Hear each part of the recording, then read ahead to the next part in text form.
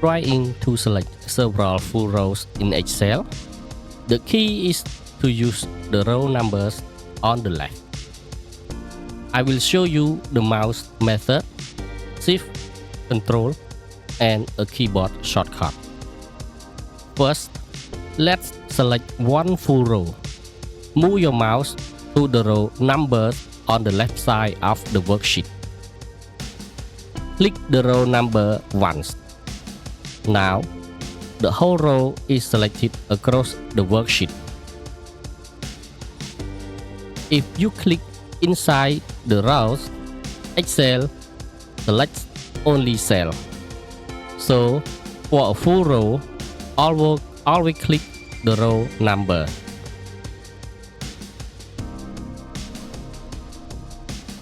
To select rows that are next to each other, use the row numbers again. Click row 4. Hold the mouse button and drag down to row 8. Then release the mouse. Excel selects every row that ranks. This is the easiest method when the rows are close together. You can also use Shift when you want a more precise selection. Click the first row number. Now, hold Shift and click the last row number. Excel selects all rows between them. This is useful when you know the first and last row you need. Now, let's select rows that are not next to each other. Click the first row number, hold Ctrl, then click each extra row number you want.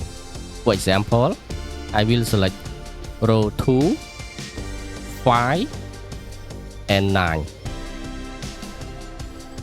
Keep holding Ctrl while you click. If you let go too early and click another row, Excel may replace your selections.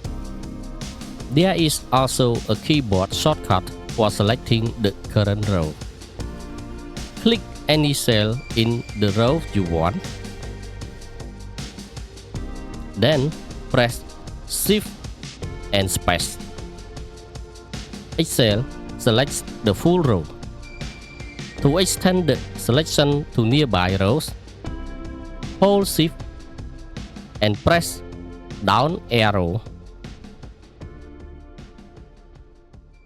Each press adds one more row. The biggest beginner mistake is clicking inside the worksheet instead of clicking the row number. If only one cell is highlighted, move to the left and click row number. Also, before formatting, deleting, or moving rows, check the highlighted row numbers first. That helps you avoid changing the wrong rows. Quick recap. Click a row number to select one row. Drag across row numbers to select nearby rows. Use Shift to select a row range. Use Ctrl to select separate rows. And use Shift plus Space to select the current row with the keyboard. Continue improving your Excel data skills with the Working with Data in Excel playlist, or watch the next recommended tutorial. Subscribe to XcelTips for more simple, practical Excel lessons.